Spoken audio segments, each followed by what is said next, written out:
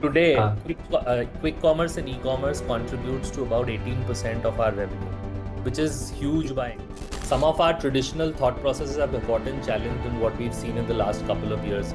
So that distinctiveness in imagery is something that as a brand we are wanting to build over the next 4 5 years.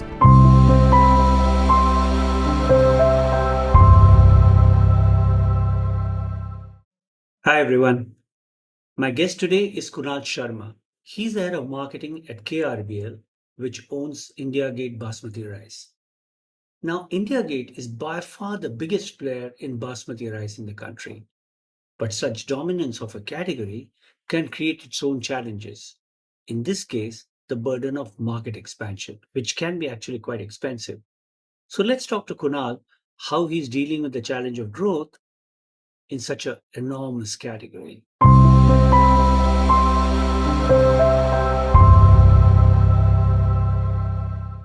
Could you give us an overview of the market? What are the elements that make the marketing of basmati rice unique? I think in course of a lot of people who worked in marketing, like Unilever, I think a decade back started something called Winning in Many Indias, which was deeper understanding of new consumer nuances in different parts of the country. Right. I think, and I worked on a lot of other categories like skincare, supplements, especially honey. There the nuances are not as strong as they are in a category like rice, right? So in rice, what happens is that you move a few kilometers, hundreds of kilometers, the association with the category, the way the category is consumed changes. That's when you look at, and Can you give one example? so, for example, if you look at, and I'm giving a larger example, say South Sure. versus North, right? Where, for example, when I talk about Basmati, in North, it is more a daily use, right? People consume it for with dal chawal, every day. Whereas if you go to South, it's more right now consumption happening with biryani, right?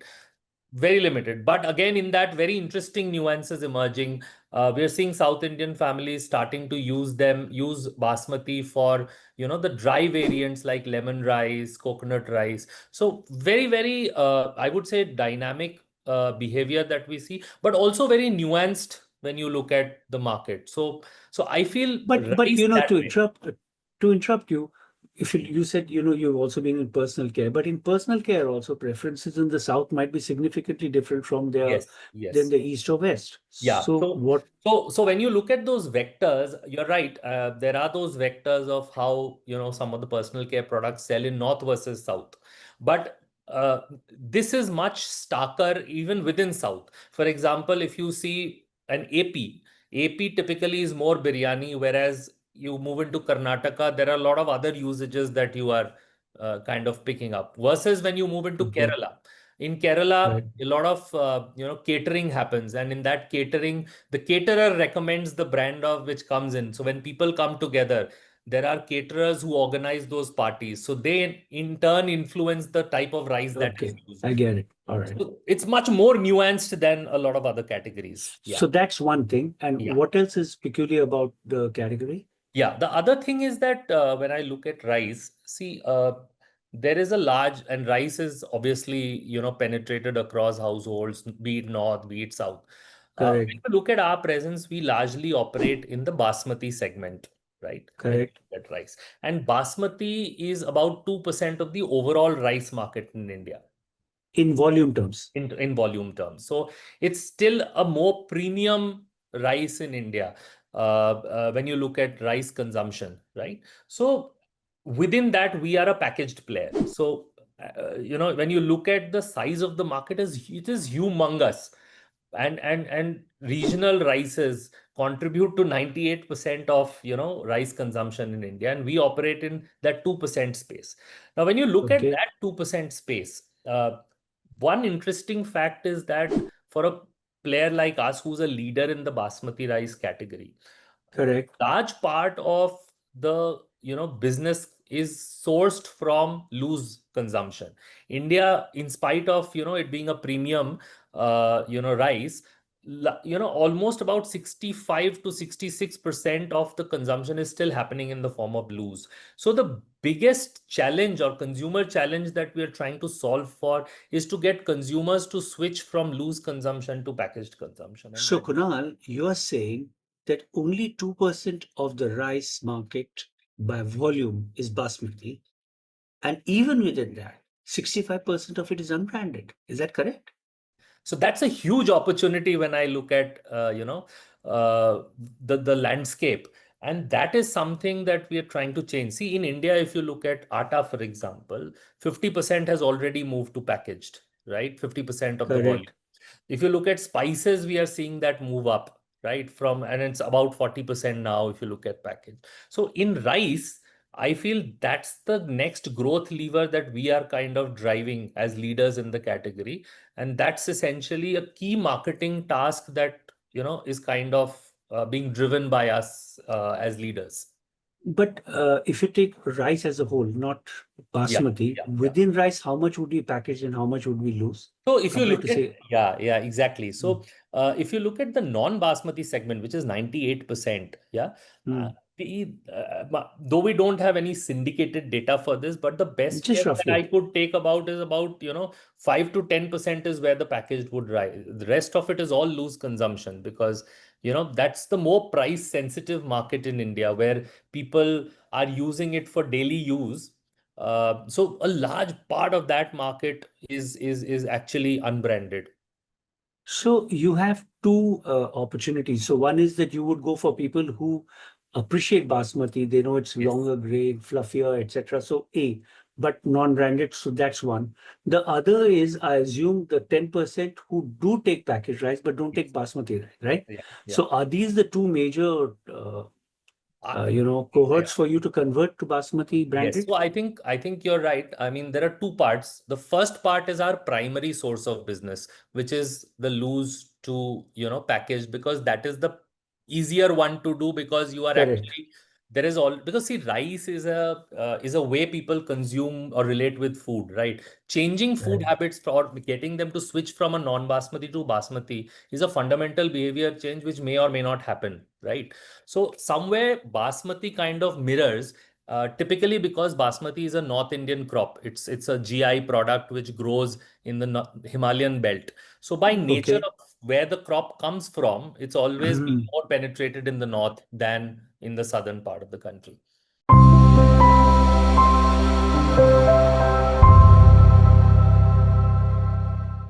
Who then is your main competitor?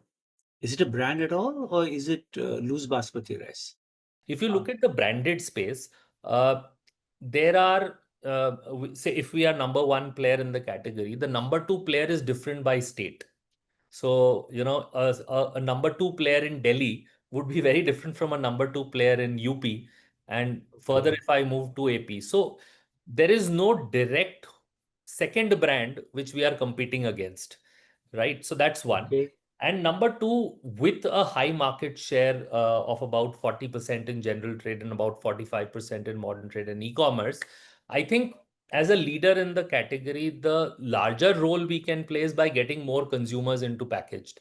Because by virtue of our leadership in both physical and mental mind space of the consumer, I think the the task that we kind of can achieve is to get more consumers, and by virtue of our position we would tend to get more consumers into the brand. So I think from strategic lens, very clear, our source of business is the large populace consuming loose basmati in India. Which is your biggest market? Sure.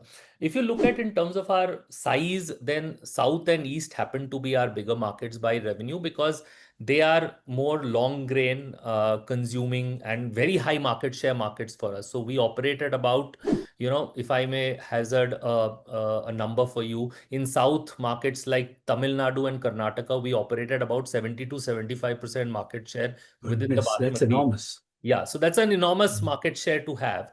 Whereas if you come to North, we operate at about 40-45% market share. So if you look at the landscape, I think the reason why our revenue is higher in South is primarily because of our market share. But if you look at the size of opportunity, then North and West tend to be larger opportunity markets for Okay.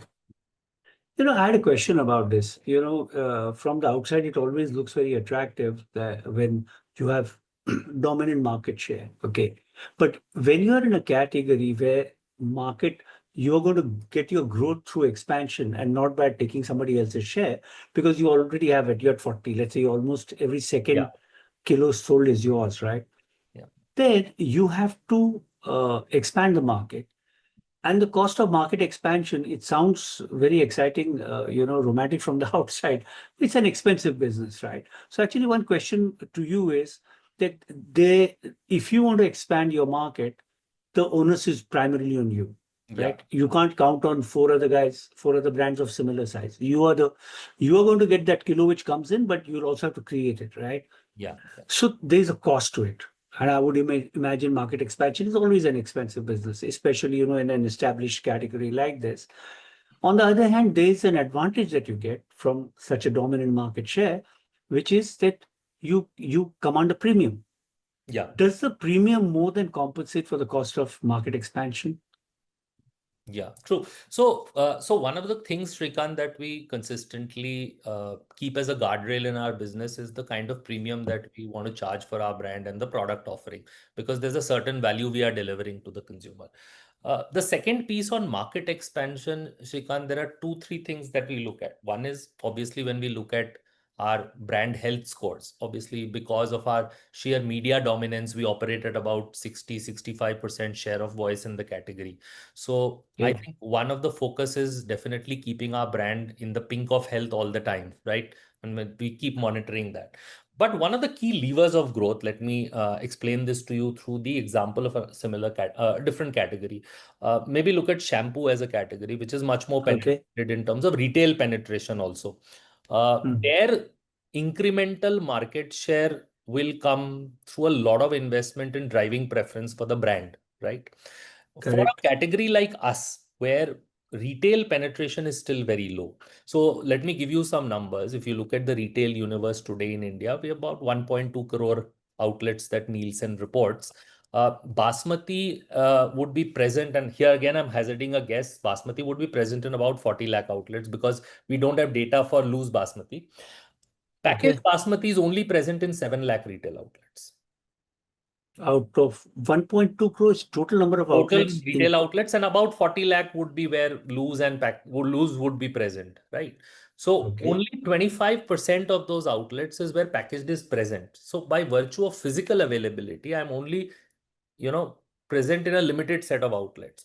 So my attempt to increase physical availability, which in turn means increasing my numeric distribution and availability in general trade, is a big lever of growth for us in terms of driving penetration for the category, right? So that is something that as a strategy we are consistently driving, and there are obviously imperatives by market. But when I look at North as a market where penetration of the category is already at 70%, right? My retail penetration remains a big opportunity. So as we do that, I feel the cost of acquisition of new consumers coming into the category is more sustainable than short term. So that's the contrast that I want to bring. In the north, or more so in the north, or more so in the south? So This from a cost of acquisition.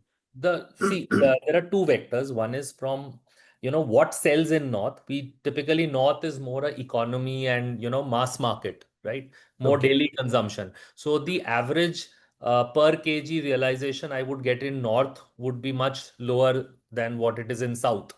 But if I look at the size of the market and the potential that I'm Yeah. looking at, it's much more in North. So even in terms of distribution, we're looking at expanding our distribution significantly north so that we are able to cater to a large set of outlets where loose basmati is already present. I'm not there right now. So that's the opportunity, we see in the category.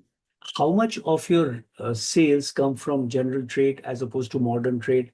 And is e-com and especially Q-com? I ask you about Q-com because Yeah. all kinds of unusual, unexpected categories are finding traction in Q-com. So I wonder about Basmati as well. Absolutely. That's a very interesting piece, Shrikant, and some of our traditional thought processes have gotten challenged in what we've seen in the last couple of years.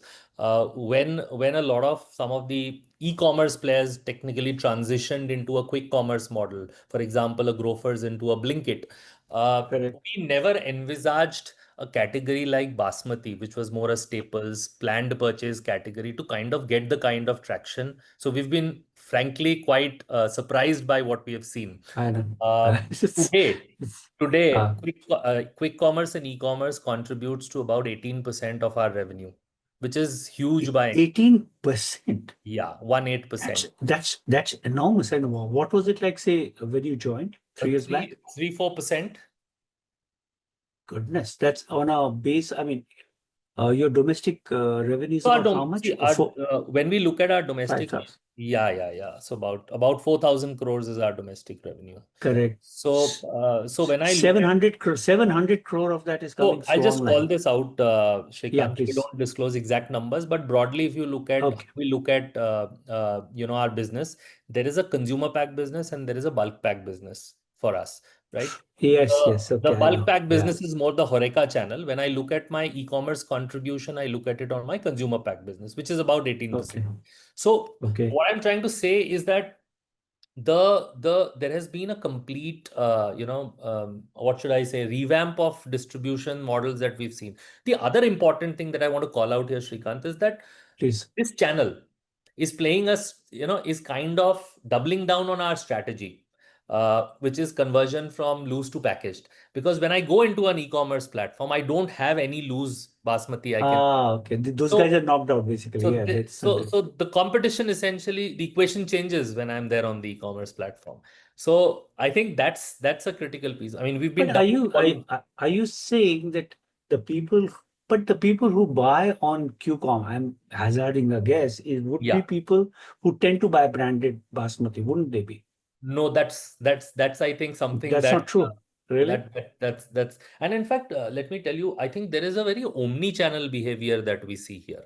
So I'll Okay. give you another interesting fact which will Hmm, kind hmm. of reinforce why I'm saying it. The portfolio that we sell, say in a Bangalore city in general trade, is very different from the portfolio that sells on e-commerce. The type of rice, the SKUs that sell, the variants that sell, with somewhere. Just how would it be? How would it be different? So, for example, In in general trade in Bangalore, Dubar is my largest selling variant, right?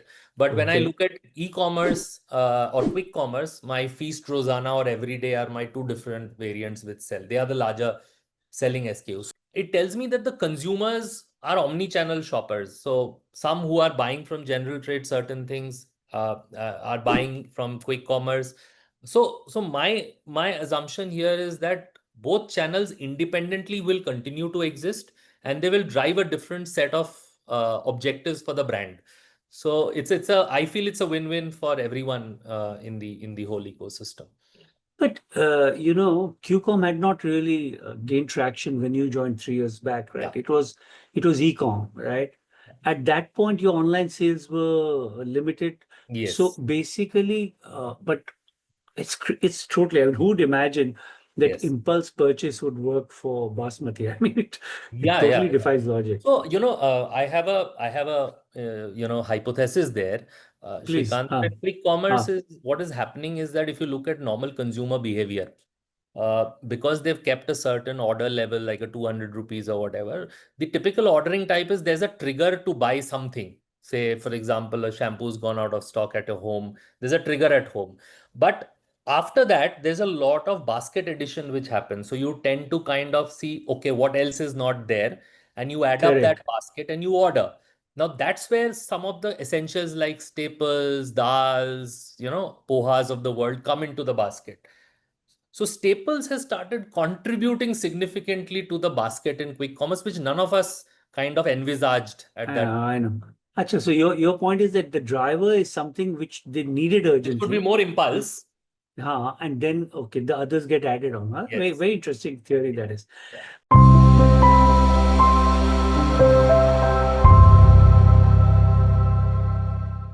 Your company has been pushing aggressively to non-basmati rice. Okay, it expects to get some 200 crore rupees in turnover there.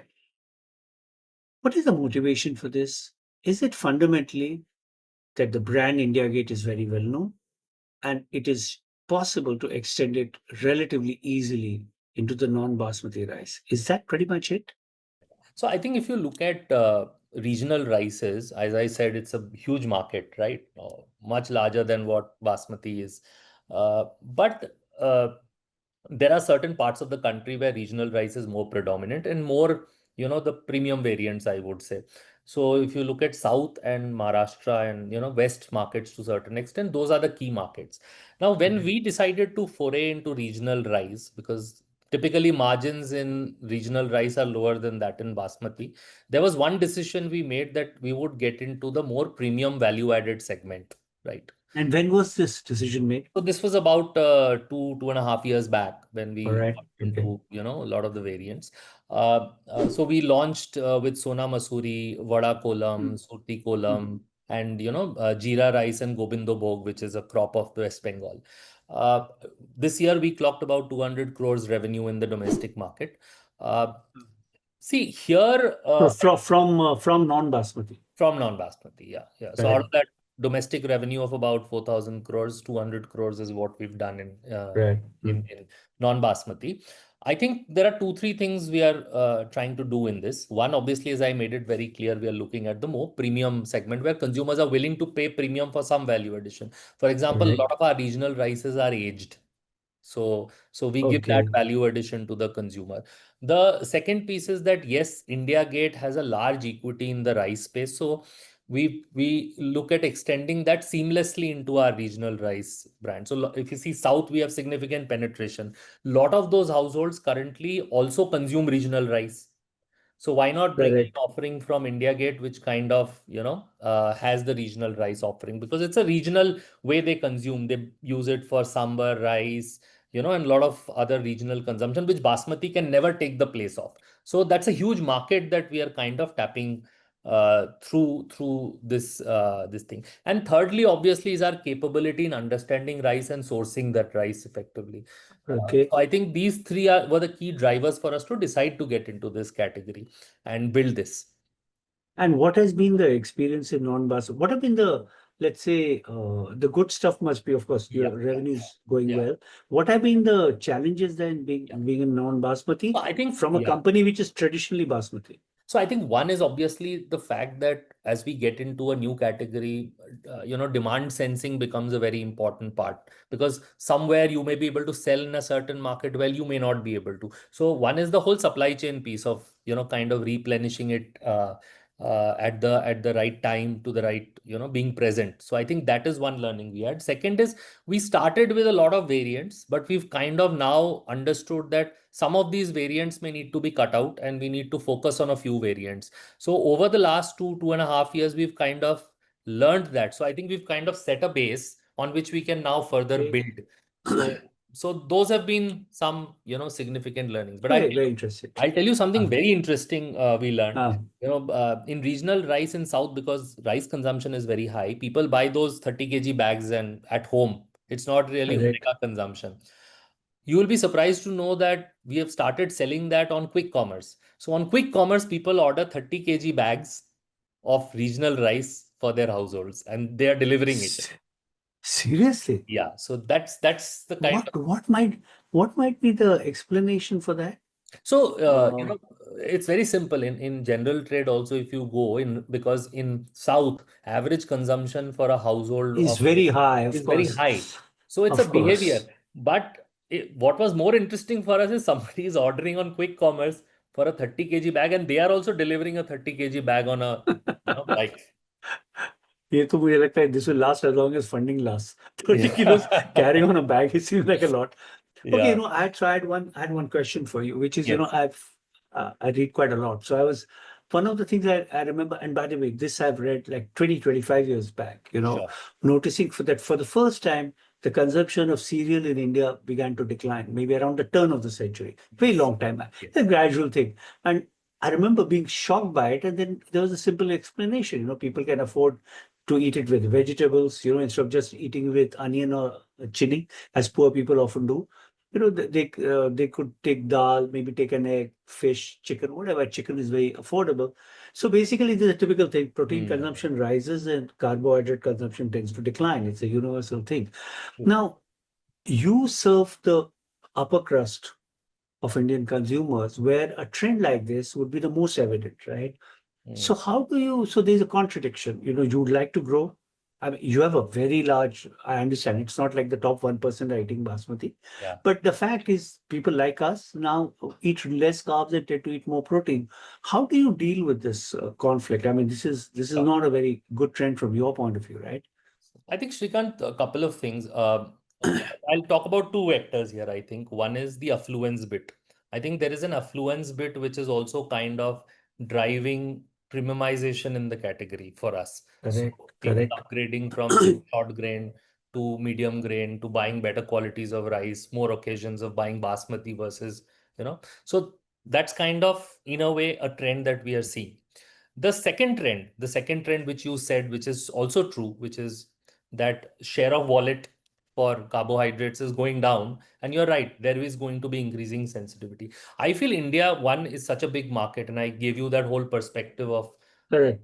I think that expansion is going to largely offset these kind of trends that we're seeing. But as a future ready organization and brand, I feel we need to be prepared for these consumer trends. So, there are certain products within our portfolio which we already Correct. had. One is brown rice, yeah, which is Okay. more fiber, which is ready to kind of scale up if such things happen.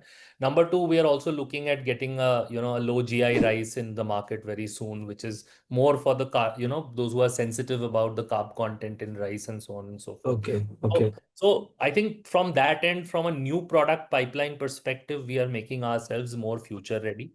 The third piece Okay. is increasing our addressable market through getting into more categories which are in food space, right? So, of very recently, last year, we launched a biryani masala, which was our I foray. note. I saw that on the site Yeah, actually. that's Yes. that's a Yeah. Correct. foray into spices, right? And we intend to expand this range further. So these are ways through which we are kind of mitigating these trends that Okay. you're talking about. But at the same point in time, I'd like to reiterate that the market size for a brand like us Yeah. I is understand. is, is much This I know. larger. This. Yeah. Sure. Uh, Now I want to come to just a couple of questions. One is with regard to your advertising and Yeah. what I mean from where you sit and you've been there now 3 years. How do you see what can advertising do for you in an ideal situation? What is the challenge in getting to that ideal performance of advertising? And also tell Sure. me a little about your choice of media. Sure, sure. So I think when I look at advertising and what typically marketing as a function does to a business like or a brand like ours, I think there was a time when we were looking at purely from a brand lens, right? Building a brand, building the brand saliency, and kind of looking at it purely from a brand objective. I think in Hmm. the last 2 to 3 years, we've pivoted to kind of for the marketing investments to have a higher role in the business growth agenda. So this whole loose to packaged behavior change. In South, we are driving some other kind of behavior change where we are nudging consumers to use basmati for other, some of their regional dishes. So Occasions. yeah, yeah. So I think one, we see marketing to play that long term role. Yes, but does it mean that it's going to help us drive quarterly numbers? No. But when I'm trying to drive behavior change over 3 to 4 years, 5 years, it should have a long term impact. So that's how we assess that. Correct. That's one. The second thing that I would like to call out here is that Shrikant, in our category, unlike say, I always use this example of Coke and Pepsi, where Correct. the brands in the category, they have distinct imagery, they have a distinct set of consumers associations. Unfortunately, because of the way this category has been advertised over the years, it's not been built distinctively as a brand, right? So that distinctiveness in imagery is something that as a brand we are wanting to build over the next 4 5 years, so that there is a role that the brand has in the decision making when you're at the shelf. The brand values, the brand ethos helps you associate, and we all know that staples is a much lower involvement category. So as a brand, Correct. I think we believe that we need to have a more a role in the consumer decision making process. So I think the second thing, that lever of marketing that we are kind of activating. And the third piece, which I think we've done recently, is a whole purposeful packaging revamp. And that stemmed from a very fundamental consumer or insight where consumers are unable to navigate this category. There are so many variants, there are, X number of information being thrown at them, and they're really not able to decide what, they pick up. And for lack of that, they look at price as the right surrogate to choose their basmati. Okay. So we did a very purposeful 2-year exercise with Landor, and we came out with a positioning of each of our variants and some exciting new packaging with, QR code integrated to do some, higher involvement of consumers in the category. So I think that's one big thing we are really looking forward to have more meaningful impact in the category. So So I when think did you change the pack? When did you change the so packaging? the new packaging got into the market in January. We did a huge campaign around it also, where we announced the whole new pack. But Right. I think Yeah, I now, remember now. yeah. So now I think it's more about, how do we make the consumer's last mile journey meaningful? So we're doing a lot of interventions at point of sale, where we are trying to help the consumer navigate to the right choice of basmati. That's what we're trying to do through this whole package change.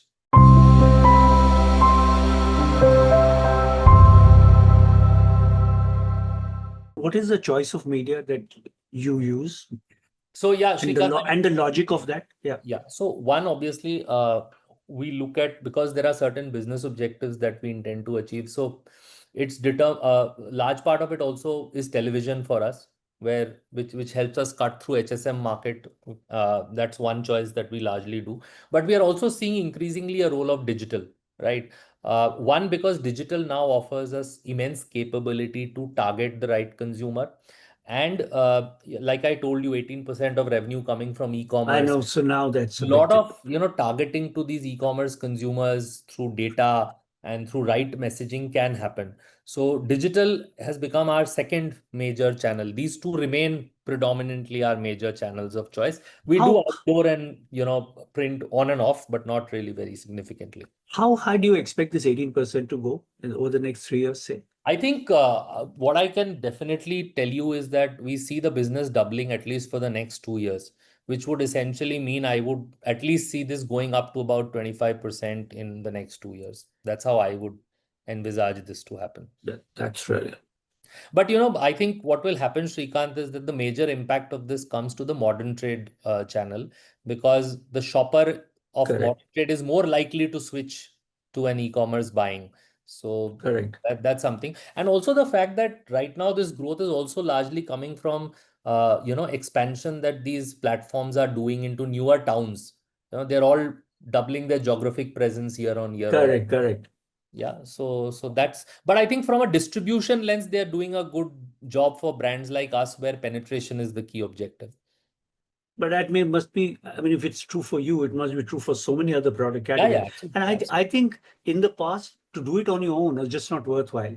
But now there's somebody, so in a way, you're all many categories are getting together in a way, as Yeah, it were, yeah, to yeah. allow that, make it viable to go into towns you may not have gone into in the Yes, past. yes, yes, Kunal, exactly. I have a last question. This has really been Sure. very interesting. I mean, I started out by saying that we all think we know rice and basmati, but actually we don't really know it, and it's turned Yeah. out to be true.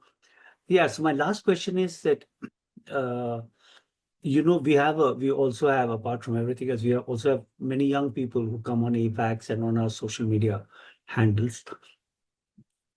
If you look back to your career and you know what you learned from the beginning and how, the surprises that you came up against, is there anything you'd like to say to them, to young people in marketing, on what they could watch out for, or some basic tips, Sure, sure. or No, in fact, anything else Shrikant, at all? yeah, yeah. No, when I look back, and this is something that I lived at, and I think it's a universal truth which has stood the test of time.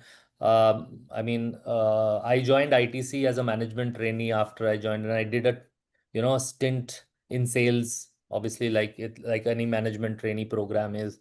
Uh, I feel that in today's management graduates who are passing out, I think there is obviously the same lucrativeness of getting into marketing, but So, there is now a different set of digital ecosystem and e-commerce which didn't exist at, when I had passed out.